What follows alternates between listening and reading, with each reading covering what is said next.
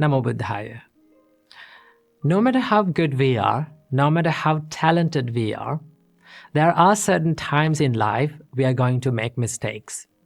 We are going to mess things up in life. In such times, one of the most common things that we do is we hate ourselves. And this self-hatred can end up in serious situations like suicide. See how many times we say, I love you to someone. How often we say, we say it often, right? But how often we say, I love myself. I appreciate who I am. This is something that we don't do openly. See, in Buddhist practice, the first step of spreading love and kindness is to practice love and kindness or spread love and kindness to yourself. So the Buddha saw that without being filled with self-love and self-kindness, you cannot be kind to someone else. So that is why we have to learn how to be kind and how to love ourselves without hating ourselves. So from this video, I'm going to be sharing with you a few things that we have to understand and we have to practice to stop hating ourselves and to start appreciating and loving our life. Number 1, do not believe in labels. See, there are lots of labels that we have put on ourselves. For an example, your name. Your name is a label that was given by maybe your parents, and everyone start to call from that name, and it became your personality. It became who you are. Okay?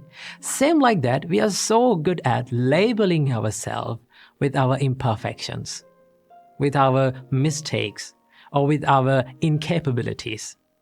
But here's the thing, the more we label ourselves with our incapabilities, for an example, people say to themselves like, I am a person who is being angry all the time. Okay, I'm a person who has having a weak mindset.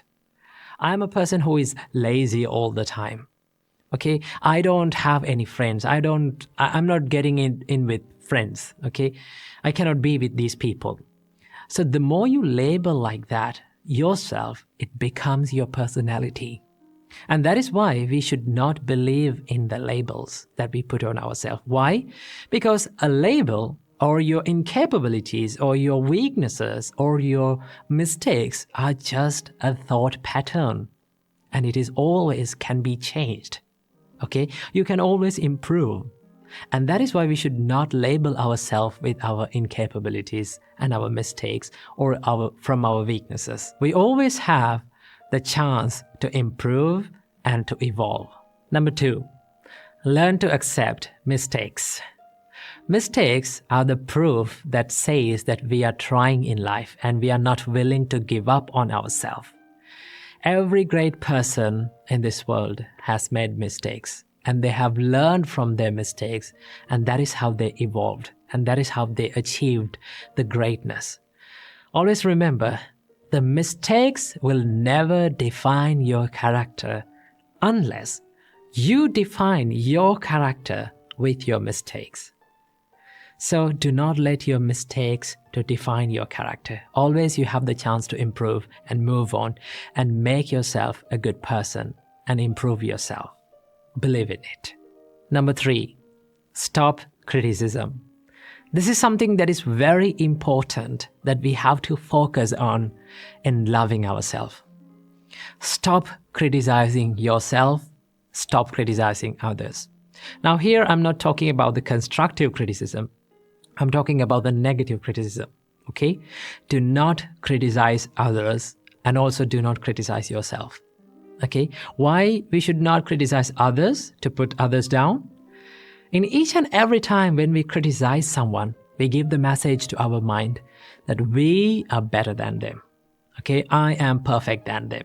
And you set standards to yourself. Most of the time, these are not realistic standards. Okay, and when we cannot live up to our own standards, what happens to us? We hate ourselves. And that is how criticism steals the self-love and the self-value. And that is why we should not criticize anyone. And number 4, believe that imperfection is beautiful.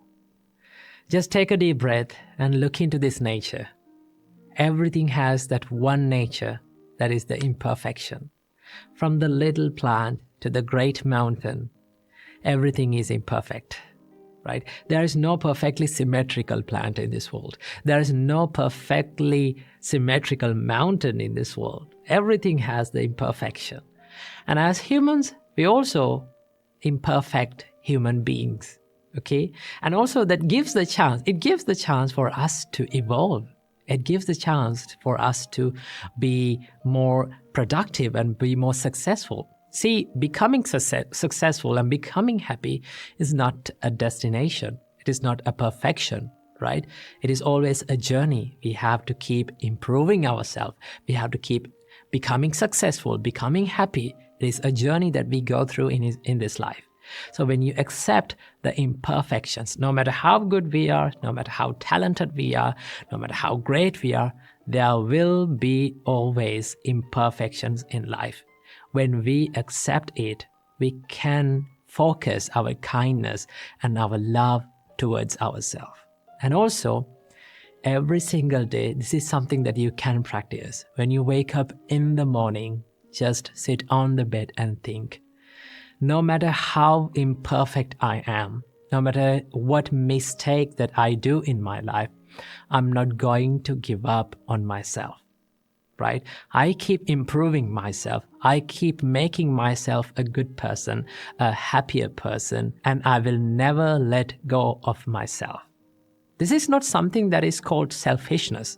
Selfishness is expecting many unrealistic things from yourself, right? And then when you're not up to your standards, you start to hate yourself. And that is why when you truly love yourself, truly love your imperfections, and truly love who you are and accept who you are, you get the chance to improve and you get the chance to evolve. And these are the things that we have to keep in mind in order to practice the self-love and improve the self-value.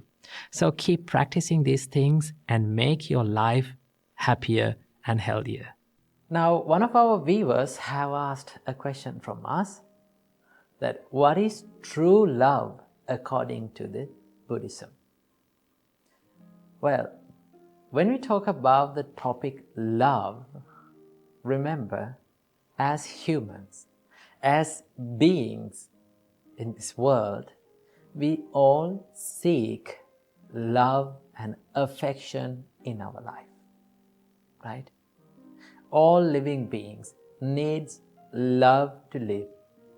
So when we talk about the topic love, it is a vast and a broad topic, right? Love can be found in many ways. But the basic and the base for all these kinds of love is the kindness and the compassion. But most oftenly, people may misunderstand the love and the attachment. Right? When we come to the topic of love between the partners, the male and females, boys and girls, many of the boys and girls, they doesn't know what is true love and what is attachment.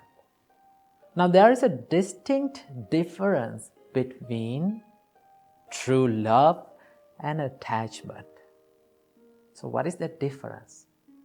Well, when someone loves another person, he will say, I need you to be happy by being with me, right? In the other hand, if someone being attached to some person, he will always say that why are you not making me happy? Right? So there is a big difference between these two expressions. When someone loves another person, he will say, I need you to be happy by being with me. That means you are trying to give something to someone, right? You always try to give the happiness to a person. But if you are being attached to someone, right? If you are developing lustful ideas towards someone, your mind will say, why are you not making me happy? You need to make me happy. So that is based on the selfishness, right? The true love is based on unselfishness, right? In the true love, there are many things, many good assets. There are the love, kindness, compassion, patience. These are the basic qualities that leads to the true love, right? If you're loving someone, you need to be kind to that person. You need to be compassionate to that person. You need to feel the sadness of those people.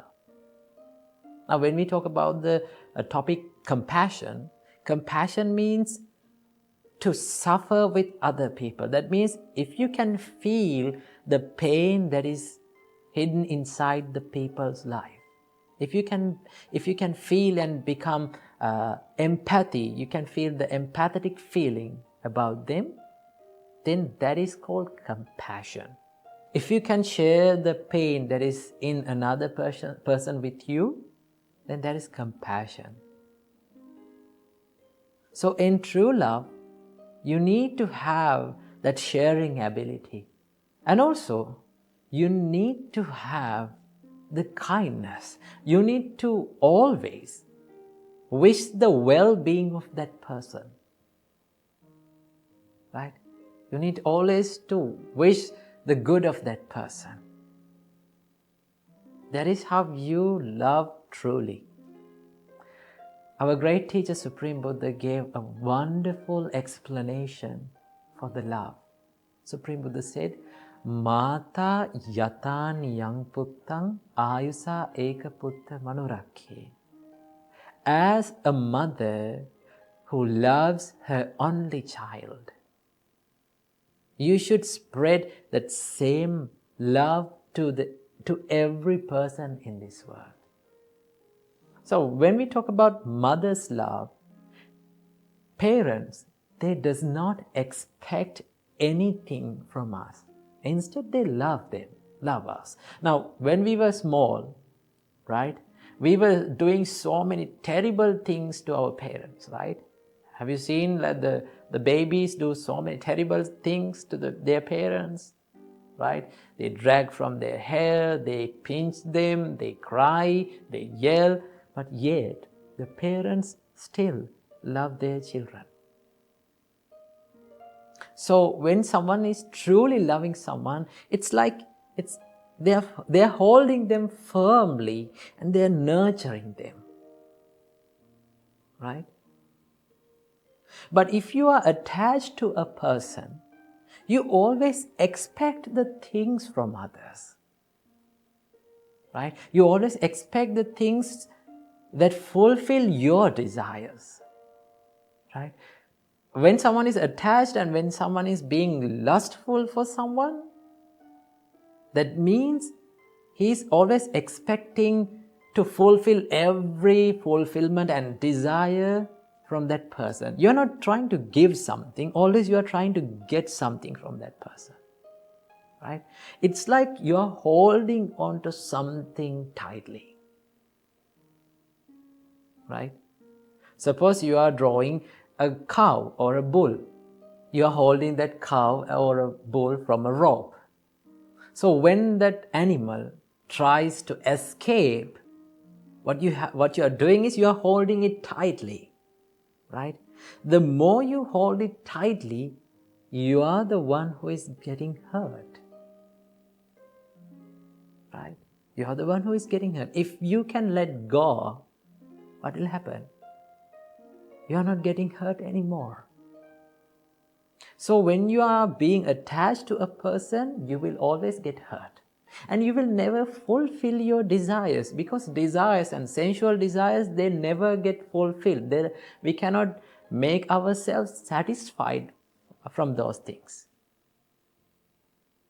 Okay, so that is what you call the attachment. In attachment, you hold on to things tightly. There is a great quote that describes about love.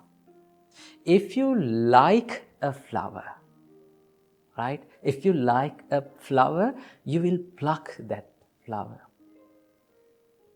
But if you love a flower, you will water the plant, that flower plant. So if you love someone, what you have to do, you have to say that I need you to be happy with me. Right? I always wish the happiness of your life. If that happiness includes me, that is better. But if it is not, in that case also, I need you to be happy. That is how you love truly. And that is the difference between the true love and the attachment. Right? In true love, you don't expect anything from the person, but still you try to give the happiness to them. In attachment, you always expect the things from people, and still you will never be satisfied from them. So choose to love the people correctly. If you choose to love people correctly, then you will be a peaceful person throughout your life. Welcome to another video. In today's video, let's talk about relationships. And I'm going to be sharing with you 6 principles taught by the Buddha on having a healthy and happy relationship. Well, maintaining a healthy relationship, maintaining a happy relationship or long-lasting relationship is a bit challenging. Why? Because we have different personalities. We are different from one to another. Right? But we lose this ability to understand about this situation, this reality. What is the reality? The difference between each other. Sometimes we ask from the people, or we ask from our partners, why can't you think like me? Why can't you be like me? Why can't you act like me or behave like me? This is where we make many problems in relationships. But if we can realize the difference between one another, or if we can realize this reality, what is that? We are different from each other, then we can get the power of understanding. There's one important quality that we must practice in any kind of relationship, and that is the understanding. Right? Understand others' situations. Understand why they are acting like that, why they are behaving like that. So, our great teacher Supreme Buddha taught there are 6 principles to practice. These are the practices, actually. If you practice these 6 principles in any kind of relationship, your relationship will be much more happy and healthy. Okay, so without any further ado, let's get into these principles, and I'm going to explain one by one in turn. First of all, the Buddha said you need to practice these principles when that person, the person or our partner or our companion or the people who we are relating to, when that person with us or in front of us, and also in the times where that person is not with us. That means both privately and publicly we have to practice and maintain these principles in our life. And also, these principles was taught by the Buddha to monks actually, because as monks, we live as a community. Now in our monastery, we have more than 25 monks. So when you analyze their personalities, they all are different. They all have different ways of lifestyles. So when we are interacting, there may be some problems. There may be some crashes. But if you practice these qualities, if we practice these qualities, there will be less problems. There will be less disagreements. So that is why Buddha taught us these principles. So this was originally preached by the Buddha to the monks actually. And also, you can apply these principles to your life also. So let's get into the first principle.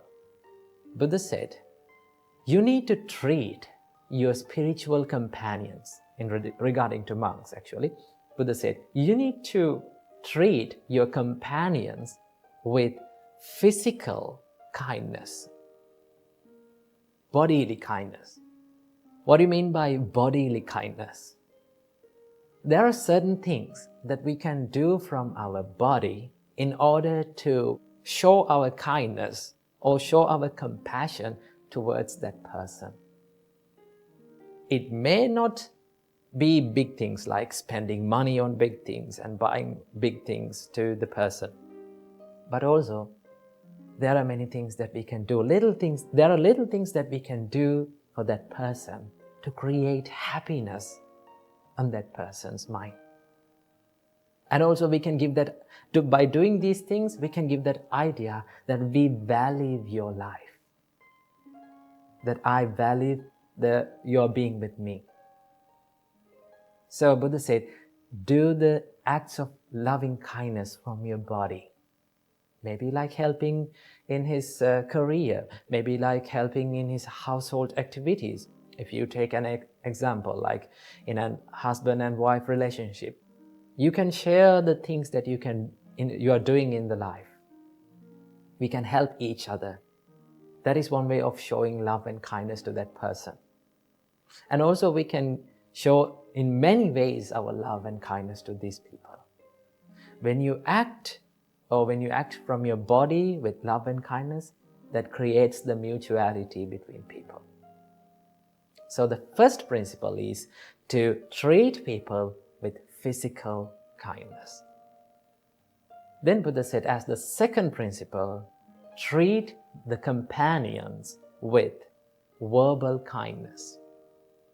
You can speak nice and kind and heartwarming words to them to create the happiness and create the pleasure in their mind. Each and every one of us likes to listen to pleasant words, right? We all surrender in front of the kindness, kind words, kind actions. So the first and second thing is to treat them with physical kindness and also with verbal kindness. And as the third principle, Buddha said, this is the most important principle, and that is, treat your companions with mental kindness. This is the important one. Why is that? Because if you generate these kind thoughts towards the people around you, in your mind, your thoughts become your actions. Then your actions will be more kind. Your thoughts become your words, then your words will become more kind. So as the third principle, Buddha taught us, treat your companion with mental kindness. Okay? So when you treat your companion with mental kindness, that means you are spreading this rays and this power of kindness towards them when that person is in front of us, and also in the times where he or she is not with us. We have to do it in the same way. That is the third one. And also as the fourth principle, Buddha said, you have to share without reservation. For the monks, Buddha said, if you get any kind of food or any something good to your life, you have to share that thing with your spiritual companions. Now we monks, when we get some food, we always try to share with our monks. So you can adopt that to your life. whatever the things that you get. Maybe like you had something very delicious food when you're working in a long distance place. And when you come home, or when you come to your partner, or when you come to that person, you can say, hey, I had this food, I had this delicious food. I need you to have that. That means you're sharing it. When you share without reservation, it creates the peacefulness and it strengthens the relationships. So sharing is one of the most key and important ingredients in relationships. And as the fifth principle, Buddha said, you have to be virtuous. What do you mean by virtuous? Now, in Buddhism, as normal people, in Buddhism, we practice 5 precepts. Buddhist people practice 5 precepts: abstaining from killing beings, abstaining from stealing, abstaining from sexual misconduct, abstaining from telling lies, and abstaining from taking intoxicating drinks and drugs or alcohols. So these are the 5 precepts that lay people practice in Buddhism. So when you become more moral or virtuous, it creates the trust in people. Now there's in relationships, in normal relationships, in people, this third precept is very important. In third precept, it simply says, you are not cheating your partner. That means it creates the trust and loyalty between the partner and in the relationship. In any kind of relationship, trust is the foundation. Without trust, there is no use of a relationship. So when you become more virtuous, you will create the trust and loyalty in the relationship. And as the sixth and the final principle, Buddha taught us, you have to have a common view in any kind of relationship. That means, if you can, in a relationship, if both the people, or if everyone work for one dream, work to achieve one goal, that creates the peace in this relationship. Now, as monks, Buddha said you have to have one dream or one goal in your life. There's only one purpose of becoming a monk, and that is to end the sufferings of this long cycle of rebirth and to be enlightened. When all the monks get together and work for that dream, then that will be so much easy to live with them, right? When someone is deviating from that path, that creates the problem, right? So in relationships also, if every one of us can work for one dream or to achieve one goal, then that will be more easy and more happy. So these are the 6 principles that we must practice in any kind of relationship. You can apply these principles to any kind of relationships, whether it is husband and wife, maybe like girlfriend and boyfriend, whether it is like parents and children, whatever the relationship is, you can apply these principles and make it more healthy and happy. So practice these principles, add them to your life, and make your life a better one. So I'm going to end this video with a nice quote that I've read. It says, all relationships go through bad times, but the real relationships get through bad times. So practice the principles and make your life a better one. To be happy is every living being's right in this world. Everything that we do, everything that we say, why we are doing them, we do that to be happy. Just ask from yourself, why am I doing what am I doing? You can answer to yourself. You will find that the reason why I do everything in life to make myself happy. If I ask from you, why do you wake up early in the morning and just prepare some food and go out to work? To make yourself happy and to make others happy, isn't it? Yes.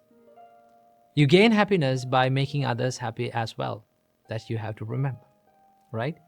So there are two types of happinesses in this world. The first type of happiness is called the material happiness, right? And also the other type of happiness is called the spiritual happiness.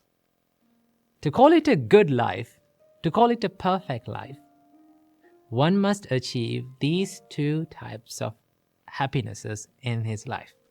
One must experience both of these happinesses in their life, right? So from this video, I would like to share a wonderful teaching from the Buddha that explains about what are the types of happinesses that a person who is living in a household life, a family life, must achieve. Now, according to Buddhism, there are two types of lives.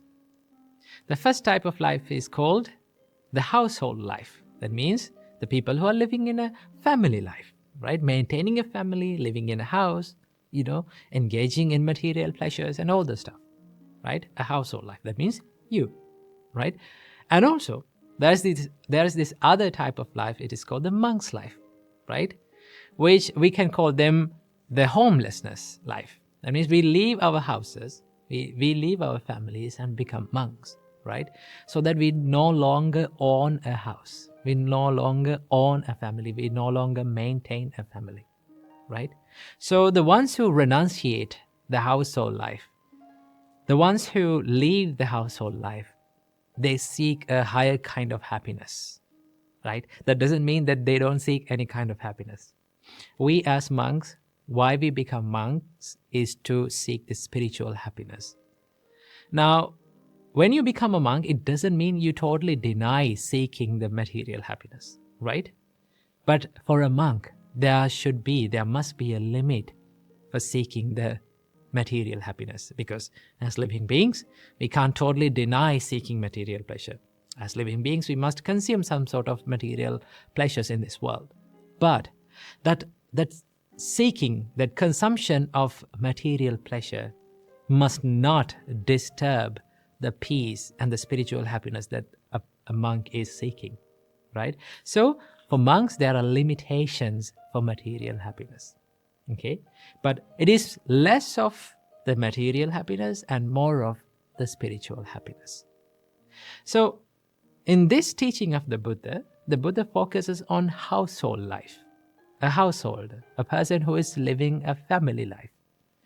To call that life a perfect life, a good life, the Buddha says that there are 4 types of happinesses that a householder must achieve in their life, right? The first type of happiness, the Buddha called it Ati Sukha. What is it? Ati Sukha. Ati Sukha can be translated into English as the happiness of ownership. Now, what do you mean by the happiness of ownership? Buddha explains the happiness of ownership as one must work hard, put his time and energy and strive and earn money righteously in the correct way, right? He must earn money, he must earn wealth in the righteous way. Now, what do you mean by in the righteous way? Is by you should earn money without harming anyone, without harming yourself and without harming the other people, without harming the society, right? If you earn money without harming anyone, that is the righteous way of earning money. Now, Buddha said, as a householder, you must be happy and you must enjoy earning money, right? Buddha was someone who did not say that you should not pursue happiness. You should not pursue material happiness. The Buddha said, if you are a householder, you must do that. That is your duty, right? So the Buddha said, strive hard, work hard, put your time and energy to what you're working on, and earn money righteously. That is a happiness that you can gain, right? When you have enough money to your life, then you can be happy about thinking that I own this wealth. This is my wealth. That is sort of a happiness that one can gain, right? That is the first type of happiness that Buddha said a householder must achieve in their life at some point in their life, right? That is the first one. The second type of happiness that Buddha taught for householders to achieve is called bhoga sukha. The bhoga sukha can be translated into English as the happiness of enjoyment. Now, first you earn money, right? Now you spend money and enjoy it in the correct way, right? The Buddha says that you have to spend money in a way that you should not harm yourself and you should not harm the other people as well, in the righteous way, right? So that when you spend money doing good things like helping people, helping your parents, with your money, with the money that you righteously earned, and when you spend that money on the people who you love, right, to make them happy, it gives you a happiness, right? It is a great happiness that one can achieve. That you have to achieve in your life. Okay, so the second type of happiness the Buddha taught to achieve is called the bhoga sukha, the happiness of enjoyment. The third type of happiness that Buddha taught us to enjoy in the life is called the happiness of freedom from debt. That we called ananasukha. Ananasukha is the happiness of freedom from debt. Now, when you are free from debt, let's say you don't have any loans or any debt to pay, right? You're financially free. Then how much freedom that one can feel, right? You feel freedom, you feel a happiness that I'm no longer in debt to anything, right? I don't have any loans to pay, I don't have any debt to pay, so I'm financially free. That is a happiness that a householder must achieve in their life, right? That is a great happiness that one must achieve.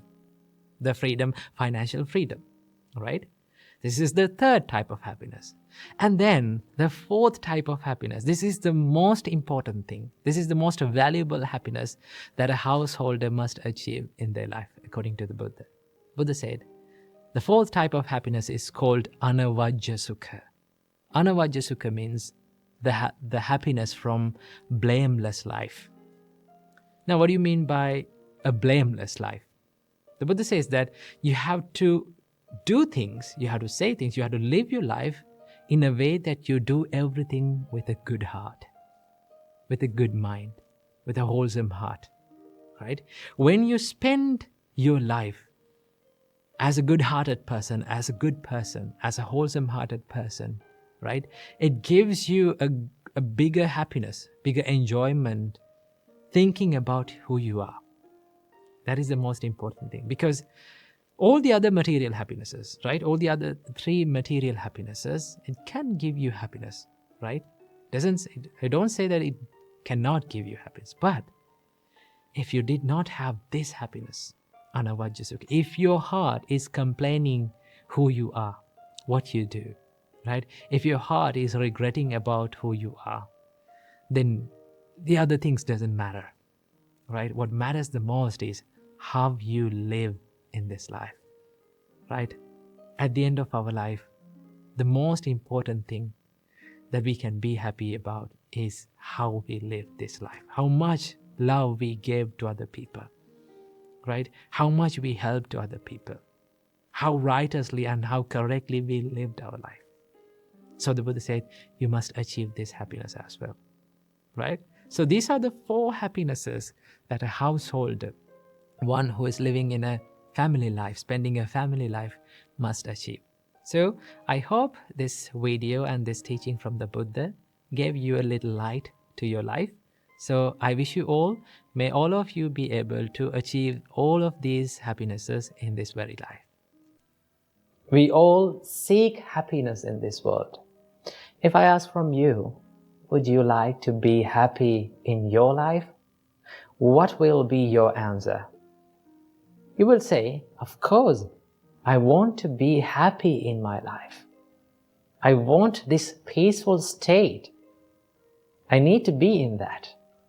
That is your answer. That is the answer of all living beings.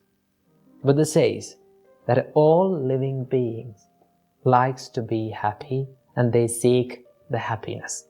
If you really think about our life, we are in a never-ending journey of pursuing happiness. Let me tell that again. We are in a never-ending journey of pursuing happiness. That means we are pursuing happiness, we are chasing and we are seeking for happiness, but yet we have not found it. So, what is the reason for this not finding happiness? Why we don't find happiness in our life? We are seeking it, we are finding for it, but we don't find it. What is the reason? Well, the Buddha teaches us that we are finding or we are seeking this happiness from a source that the happiness does not exist. Because we are seeking happiness from external world. We are seeking happiness from these materialistic things. Well, when you seek happiness from materialistic things or external world, you get pleasure, but that is not happiness.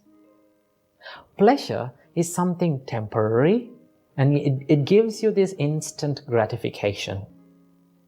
But in happiness, the happiness is long-lasting and it gives you this happiness or the contentment about yourself.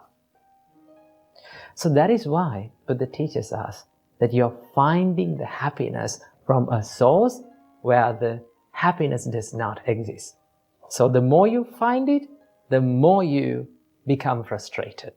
So, will we ever be able to find happiness in our life? The Buddha answers this question. He says, yes, you can find happiness in your life. How to do that? If you look closely to the first and the second verses of Dhammapada, Buddha says, if one with an impure mind speaks or acts, the suffering will follow him like a cart wheel following the ox. If with an impure mind one speaks or acts, the suffering will follow him. And in the next verse, Buddha says, if with a pure mind one speaks or acts, the happiness will follow him like a shadow following a man. So that means the happiness and the sadness entirely depends on the purity and the impurity of our mind. When our mind is pure, we can find the happiness. So, how can we gain this purity in our mind in order to find the happiness? Well, Buddha teaches us there are a lot of things that you can do to make your mind pure. So today, I'm going to share with you a few things that can give you the happiness in your life, that you can find the happiness in your life. First thing, accepting the reality of life will give you the happiness. You know, life is full of ups and downs. Sometimes you have good days, sometimes we have bad days, sometimes we have beautiful memories, sometimes we also have miserable memories. So life is not something that is going equally every day. Sometimes good, sometimes bad. When you realize this reality, you can face these situations successfully. Right? It is not always this bad experience makes us frustrated. It is our reaction towards this bad experience makes us frustrated. Whenever you get a bad experience or a bad day or a bad situation, tough situation, difficult situation, you have two choices. Either you can focus on the pain and feel miserable about that situation, or you can focus on the lesson that bad situation teaches us and learn from it and start growing your life. So, if you accept the reality of life, it is not temporary. Sometimes the people around us are not in our control. We cannot control their reactions. We cannot control their opinions. So when you realize these situations, you can face those situations successfully. That is one thing, accepting reality of the life. Number 2, Buddha said, be generous. Practicing generosity is a major practice in Buddhism. Well, in Buddhism, the generosity is known as dana. In dana, Buddha says that you have to give without any expectations. We have to give and we have to dedicate towards others without expecting anything in return. That is one thing that we have to practice. Most of the time, we like to hold on to things or gather the things towards us. That is what people think. When you gather more, when you collect more things, you will get rich and you will gain happiness. But that does not give you the happiness. It will give you the pleasure, but it is temporary. So what we have to do, Buddha says, be generous, give, help others, dedicate a part of your life on behalf of others. When you do that, when you become more generous, let's say like this, you gave some foods to a poor person, let's say like that. When you see that person is having those foods and overcoming his hunger and making his life much better, you can be happy by seeing that. When you become happy like that, you feel happy about yourself, right? Nothing can give you that happiness. Like by eating a good food, by dressing a nice dress, you cannot gain that happiness. You don't feel happy about yourself, right? Let's say after hundred of years later, maybe 10 decades later, when you think about that incident, I gave this food to this poor person.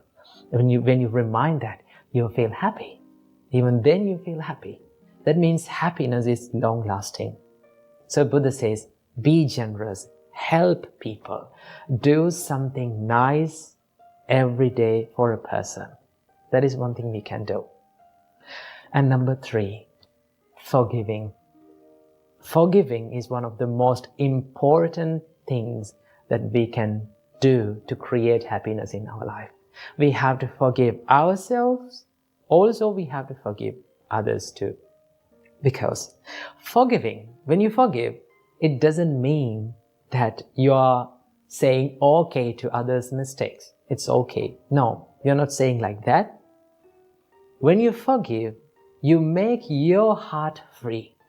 So when you forgive, it's not for that person, it is for you. And also we have to forgive for ourselves.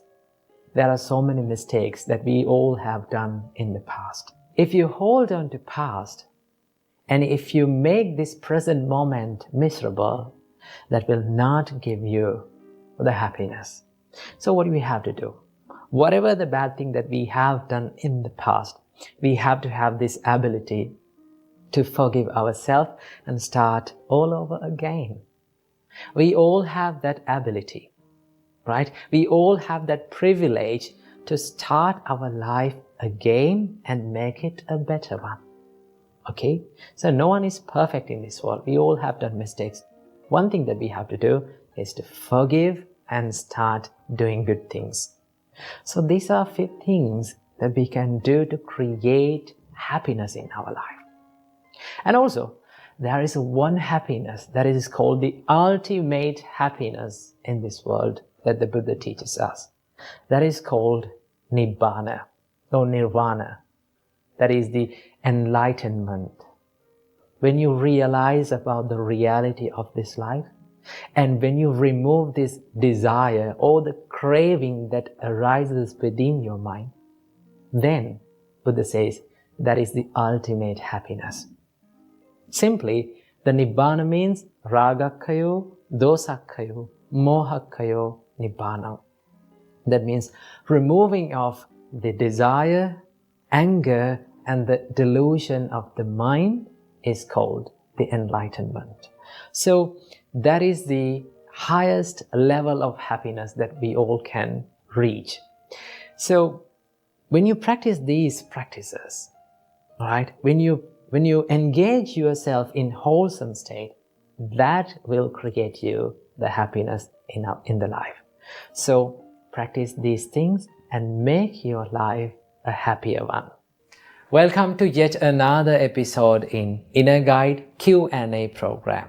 Now it's been a long time that we haven't done a Q&A session. So today we are going to answer one of your questions. Someone has mentioned in the comments that it said that what to do when the life is becoming unfair and what to do when life is not going in my way. Well, we are going to talk about this today. First of all, remember the nature of our life. What is the nature of our life? Life is a little bit unfair. That is the real nature. But the problem is we expect that everything in our life to be perfect and to be fair. That is the problem.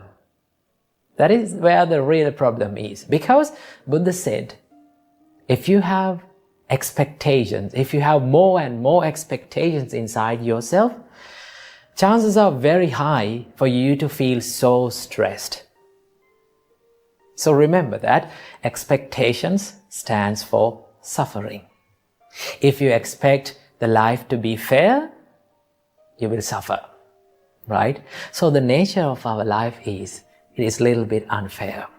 So how to face such situations, how to face unfair situations in our life?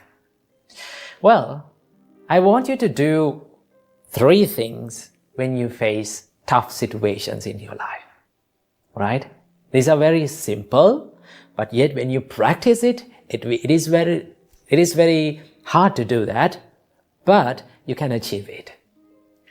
Number 1, first of all, you need to realize what the situation is. That is the first thing that you have to do. If you're going through a hard time, right, you need to analyze about that and see what the problem is. Well, there are 2 types of situations in our life. What is that? First type of situation is the situations which are in our control. Experiences which can be changed by ourselves, right? And the second type of situation is the situations which are out of our control. We cannot do many things about that situation, right? So these are the 2 types of situations that we go through in our life. So first of all, you need to analyze and you need to see what the problem is, whether it is in my control or out of my control. Right? When you realize about the situation, then you can do something about that situation. Okay? That is the first thing you have to do. Analyze the situation. Number 2, if it is a situation that is in your control, just do something to change that situation. So what are the things that are in our control? What are the situations and experiences that we face in our life and which are in our control? Well, if you face a bad time, if you face a stressful situation because of your own faults, because of a mistake that is within yourself, then you can change it. Because we own our mistakes.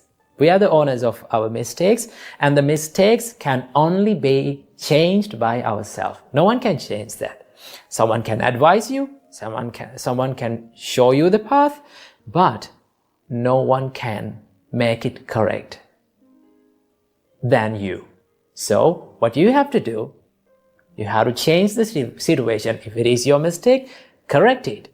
If it is your fault, then do something about it to change that situation. So these are the things that are in our control. Remember. Here's the third one. When we face the situations that are out of our control, how to face that situation? Well, these are the situations we spend most of our time trying to change that, but we cannot do anything about that situation. So what are the situations which are out of our control? There are many things, right? Criticism is out of your control. People's opinions, they're out of our control. How people behave in front of you is totally out of your control. They are their choices, not your own choice. But we try to change these situations and we become so sad and depressed trying to change, and we find that we cannot change this situation. So if you cannot change the situation, what you have to do? You have to change your perspective about the situation, right? You can change the perspective about the situation, because the perspective, the perspective and the way you see that about that situation is totally in your control. Because your thoughts are in your control, right? So what you need to do is, if you cannot change the situation, change the perspective, change the way you see about that situation. Okay? So remember, when people act weird in front of you, when people try to make you angry, when people criticize you, right? When people give unwanted opinions about you, just think, these things are out of my control. I should not waste my time of my life to change these situations. It is much better to change my perspective about this situation. So how can you change the situation? How can you change the perspective?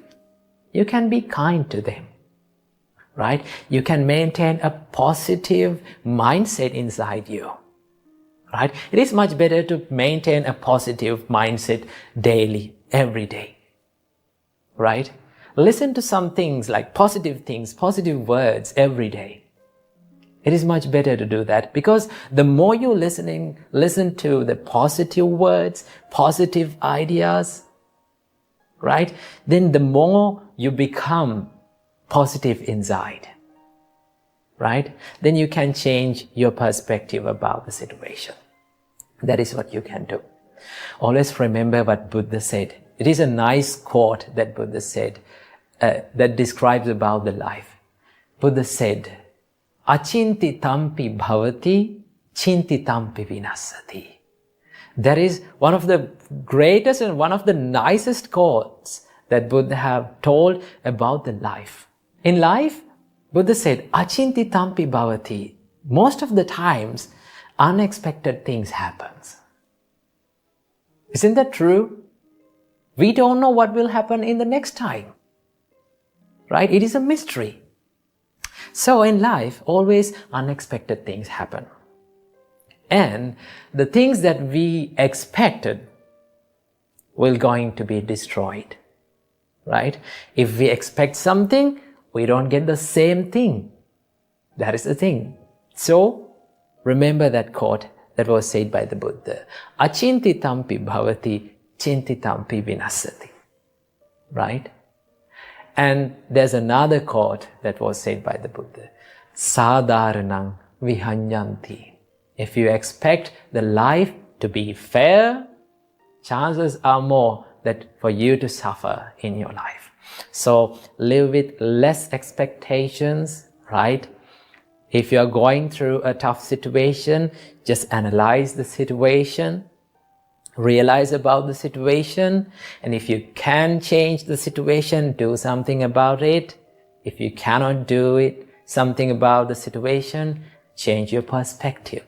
That is what you can do when the life is not going in your way. So make your life a peaceful one with the teaching. I think you can remember, in last video we talk about how little changes, little things can make big changes in our life. Okay, so in life, the little things matter the most. So in this video, I'm gonna be sharing with you 3 simple daily practices that can make a huge impact in all of our lives. So if we practice this, it is guaranteed that It can help you in many ways, okay? So, without further ado, let's dive into the video. So the first practice is to practice gratitude, right? So most of the time, we are not happy with the life that we have gotten, right? We think my life is terrible, right? This is worthless. I'm not worth living.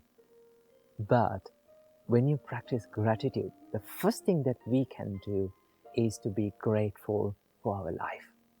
Every day, when you wake up in the morning, just close your eyes and think, I am grateful for the life that I have gotten, right? I'm grateful for every experience that the life have given me, that made me strong, that taught me many lessons. So be grateful for your life first. As the second step, be grateful for every person who is living around you. Okay? There are many people who have taught you many lessons, good or bad. Okay? There are good people who have given you nice memories, and there are bad people who have taught you good lessons to your life. Be grateful for everyone, no matter who the person is. It doesn't matter. Okay?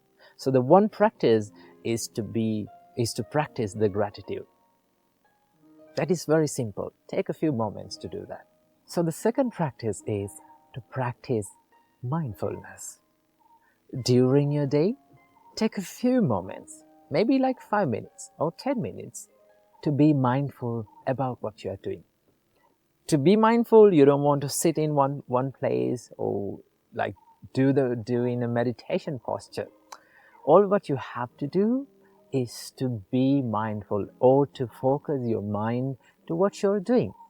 Maybe like if you're walking, just know that you're walking. Be mindful about it. Pay your attention to it. Okay? Or sit in a quiet place or sit in a relaxed place. Sit on a chair, maybe sit in the meditation posture, and just focus on the in-breath and the out-breath, how you breathe. Okay? That is one practice that you can practice to be mindful. And the final practice is to have a positive self-talk. Instead of positive self-talk, what we are doing, we talk negatively to ourselves. We think like, oh, I'm worst, right? I don't have any value in this life. Nobody loves me. Nobody takes care of me.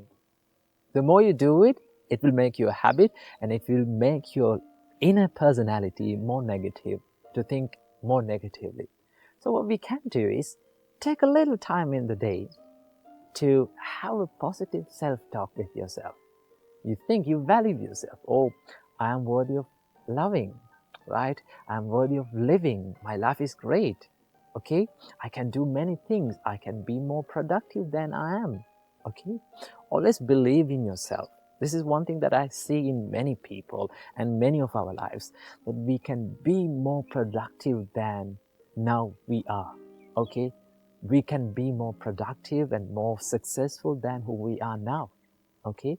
So have a positive self-talk. Then it will make you a big change in the long run. So practice these little simple practices in your day and make your life a better one.